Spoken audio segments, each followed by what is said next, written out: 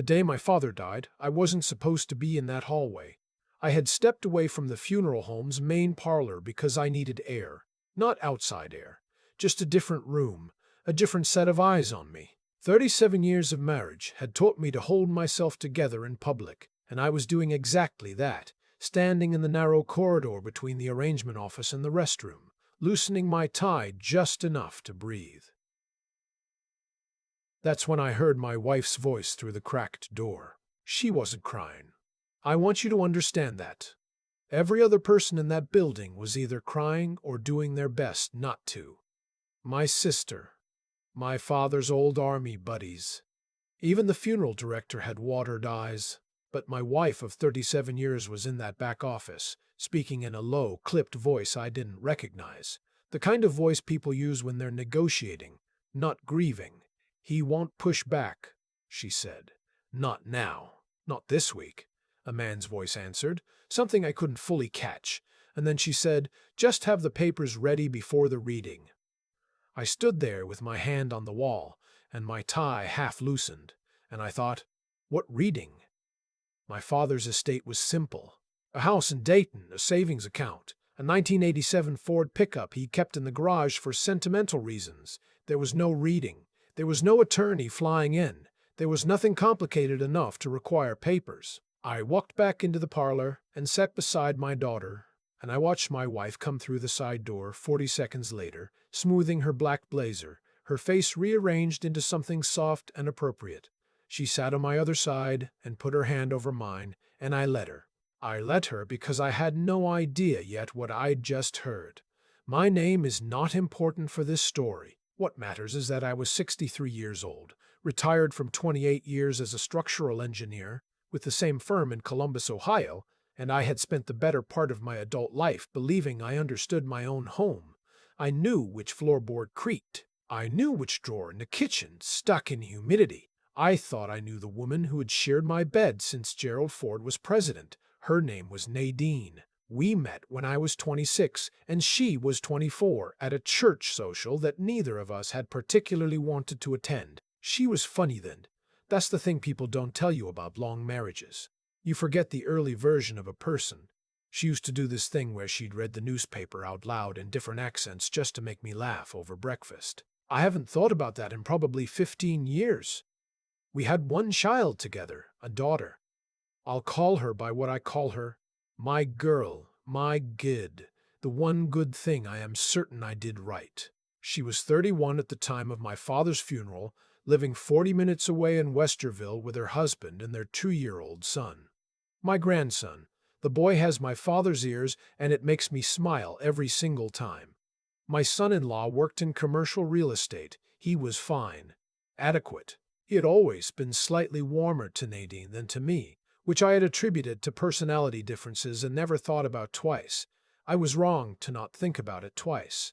The week after my father's funeral, I drove to Dayton alone to begin sorting through the house. Nadine offered to come.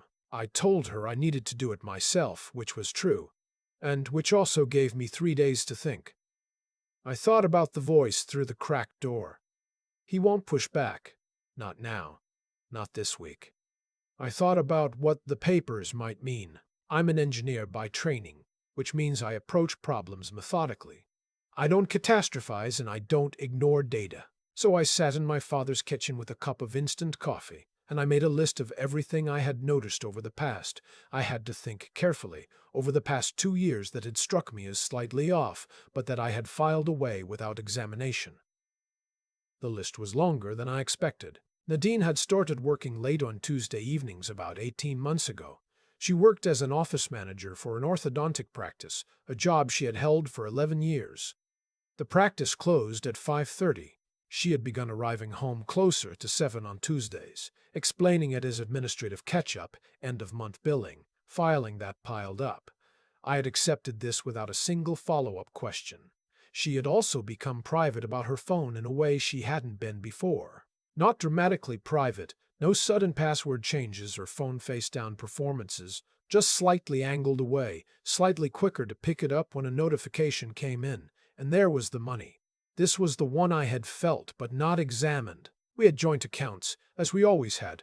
But about 2 years ago, Nadine had mentioned that she wanted her own checking account for personal expenses, gifts for the grandkid, things like that. It seemed reasonable. I agreed. I never looked at what she was depositing or withdrawing, because I trusted her and because I had always handled the household finances and never asked her to account for her personal spending, and she had extended me the same courtesy. I sat in my father's kitchen and wrote down the number I estimated she might have moved through that account in 2 years, based on what I knew her salary to be and what I knew our household expenses to be. The number was not small. When I got home from Dayton, I didn't confront her. I want to explain why, because I think some people would have walked in and demanded answers immediately, and I understand that impulse. But I had heard half a sentence through a cracked door, and I am constitutionally unable to accuse someone of something I cannot prove. My father raised me that way. Measure twice, cut once. I called my brother-in-law instead.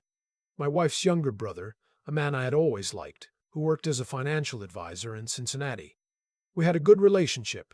Easy, honest, the kind you build with someone's family over decades. I asked him if Nadine had mentioned anything to him about the estate, about any financial plans, about anything related to my father's passing. There was a pause that lasted about one beat too long. She called me a few weeks ago, he said. Asked some questions about asset transfers. I figured you two were doing estate planning. We haven't discussed any estate planning, I said. Another pause. She asked specifically, he said carefully, about how assets in a joint account are divided during divorce proceedings in Ohio. I sat in my car in the driveway, and I did not say anything for a moment. She told me you'd had some conversations, he said. I'm sorry, man. I should have asked you directly. I'm sorry. We hadn't had any conversations. Not one. Not even the kind of low-level marital argument that might plant a seed. As far as I had known, walking into that day, I was in a marriage. A quiet one, maybe a tired one, but a marriage. Nadine had been planning a divorce for at least several weeks, possibly longer, and she had been hoping to finalize something. I now understood what the papers were. During my father's funeral, while I was emotionally decimated and less likely to push back, I went inside and made dinner and didn't say a word. I am not a man who asks for help easily. This is probably a flaw, but the morning after my brother-in-law's phone call, I swallowed whatever pride I had left and called an attorney, a woman I'll call my lawyer, a family law attorney in Columbus who had been recommended to me years ago by a colleague for reasons I had never expected to need. She listened to everything I told her without interrupting. When I finished, she said, "You did the right thing calling me before you confronted her. That was smart." She explained Ohio divorce law to me in plain language.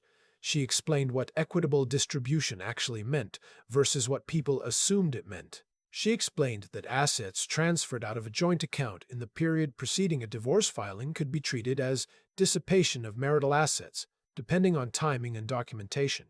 She asked me how much I knew about the separate checking account. I told her what I knew, which was not enough. "Get the statements," she said. "All of them as far back as you can. You have standing to request them. It was opened during the marriage and likely funded with marital income." I did. It took me 2 weeks working quietly before and after Nadine left for work. The statements told a story I would not have imagined constructing on my own. Over 22 months, Nadine had transferred a total of $64,000 out of our joint savings. The transfers were small enough, rarely more than 500 at a time, that they had never triggered any kind of alert. They had gone into her personal checking account. From there, roughly 40,000 of it had been moved again, to an account I didn't recognize. I brought the account number to my lawyer. It took her contact at a forensic accounting firm 3 days to trace it. The account belonged to my son-in-law. I want to stop here and tell you what that felt like, because I think it's important. It didn't feel like betrayal at first. It felt like a math error, like I had added a column wrong and gotten a result that couldn't be right, so I added it again. My son-in-law, the man who came to my house every Thanksgiving and ate my cooking and played with his son on my living room floor. The man my daughter had chosen and loved and built her life with. My lawyer gave me a moment. She didn't rush me. When I could speak again, I said, "Does my daughter know?" She said she didn't know. She said we would need to find out. I drove to Westerville the following Saturday, without calling ahead. My daughter was in the backyard with my grandson when I pulled in. My son-in-law's car was gone. She looked up and smiled, and then she looked at my face. "Dad," she said, "what happened?" I sat at her patio table while my grandson played in the grass, and I told her the parts she needed to know. Not everything, not yet, but enough. Enough to watch her face change. Enough to see that she was hearing something she hadn't known. Not all of it, and that the part she hadn't known was the part that hurt her the most. She cried. Not the polished kind. The ugly, disbelieving kind that means something has cracked, that you can't uncrack. "He told me," she said finally, "that you and Mom were already planning to separate. He said you two had told him. He said the money was, he said Mom asked him to hold it for her." "Did she tell you that?" She put her face in her hands. "She said you two had been unhappy for years. She said it was mutual. She asked me not to bring it up with you because it would upset you. My daughter had been managed. Carefully, methodically managed. Kept at a slight distance from me for months. Fed a version of events that made her hesitant to reach out to her own father." I sat with that for a moment, and I felt something quiet and cold settle in behind my sternum.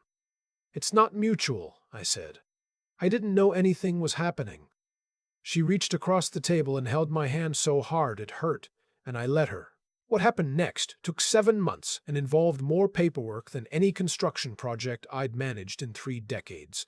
My lawyer filed a motion regarding the dissipated marital assets, $64,000, documented, traced, with records going back to the first transfer. The forensic accountant's report was 41 pages. My son-in-law had, it emerged, been aware that the funds were coming and had used approximately $38,000 of the $40,000 to pay down a business debt he had concealed from my daughter. The remaining $2,000 he had used for what the accountant listed, without any particular drama, as personal expenses. My daughter filed for divorce from her husband 3 weeks after our conversation in her backyard. I want to be precise about this. That was her decision, made by her, based on what she learned. I did not push her. I would not have pushed her. But she is her father's daughter, and she does not tolerate being lied to. The divorce proceedings were not simple, but they were thorough. In Ohio, when a spouse can demonstrate that marital assets were transferred in anticipation of divorce proceedings without the other spouse's knowledge or consent, the court can order those assets restored to the marital estate. My lawyer had done this before. The judge had seen it before. Nadine's attorney was good. Mine was better. On the question of the transferred assets, the court found in my favor. Nadine was ordered to account for the full $64,000 as part of the marital estate distribution. What she had hoped to quietly pocket during my father's funeral week became, instead, Exhibit A in a proceeding that reduced her final settlement significantly from what she'd been counting on. She had spent years building what she believed was a careful exit. She had timed it to catch me at my lowest. She had positioned our daughter to stay out of it, positioned her own brother without telling him the truth, and positioned her son-in-law as a quiet holding account.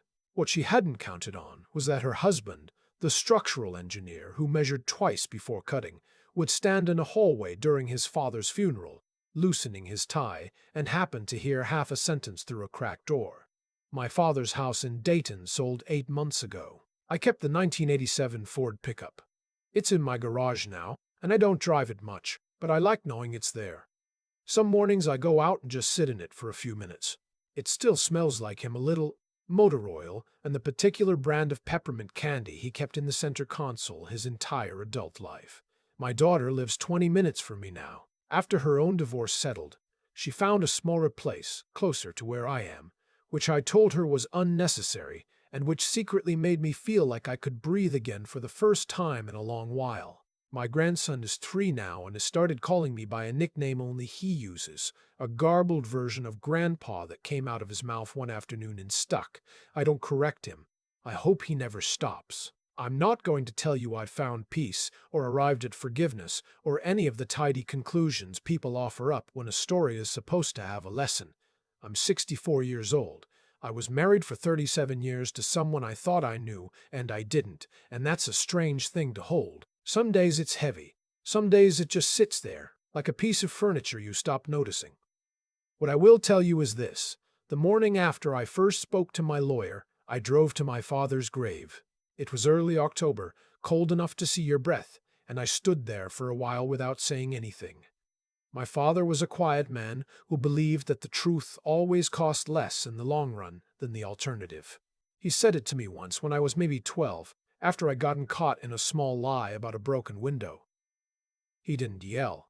He just sat me down and said that. I thought about it standing at his grave, and then I got back in my car and I drove to the hardware store. Because there were 3 things in my house I had been meaning to fix for years, and I had decided, standing in that cold cemetery, that I was done putting things off. I keep coming back to the hallway, the loose tie, the cracked door, the fact that I almost didn't stop, that I had almost kept walking, almost gone back to the parlor to sit quietly through the rest of that afternoon, like I had been sitting quietly through things for years without naming them. One half sentence changed everything. And I thought a lot about what that means, not in some mystical way, but in the plainest, most practical sense. The things we allow ourselves to finally hear. For a long time I told myself I was being measured, patient, that choosing not to examine the Tuesday evenings, or the angled phone, or the slow drain of money from our savings was a form of trust, maybe even generosity. But sitting in my father's kitchen a week after his funeral, writing that list on the back of an envelope, I understood something I hadn't wanted to understand. There's a difference between trust and avoidance, and I had confused the two for years. Nadine didn't succeed in deceiving me because she was clever, though she was. She succeeded, at least as long as she did, because I had made it easy. I had kept my head down and called it contentment. That's not a comfortable thing to admit about yourself at 63, but I think it matters to say it out loud. What changed everything wasn't luck. It was a decision.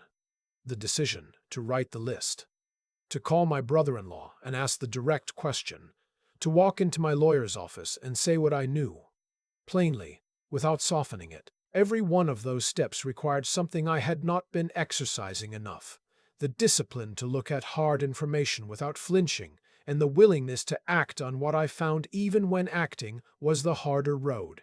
My father used to say that doing the right thing is usually obvious and rarely easy. He was a man of very few words, and that sentence carries more weight for me now than any long piece of advice I've ever received. Nadine bet, literally, financially, strategically bet, that I was too grief-stricken and too passive to push back. She had watched me for 37 years and made a calculation. The fact that she was wrong came down to about 40 seconds in a hallway and a lifetime of being raised to believe that the truth, however costly, is always the cheaper option in the end. My daughter didn't have to leave her husband. That was hers to decide. But she did it with open eyes, with full information, because I respected her enough to tell her the truth, even when softening it would have been easier for both of us. I think about that often. How the most loving thing I did through all of this was simply refuse to manage her the way she had been managed. She's 31 years old. She deserved the truth, and she was strong enough to carry it, because she always was. I just had to trust her with it. There's a thing that happens when you survive something that was designed to break you. You find out what you're actually made of, which is sometimes more than you expected, and occasionally a little less. I found out that I was capable of more patience, more precision, and more resilience than I'd been asked to use in a very long time. I also found out that I had been soft in places I shouldn't have been. Too comfortable, too unquestioning, too willing to leave things unexamined as long as the surface stayed smooth. I don't sit in my father's truck every morning because I'm grieving. I sit in it because it reminds me to stay awake. He spent his whole life doing that, staying awake, staying honest, measuring twice. I owe him at least that much.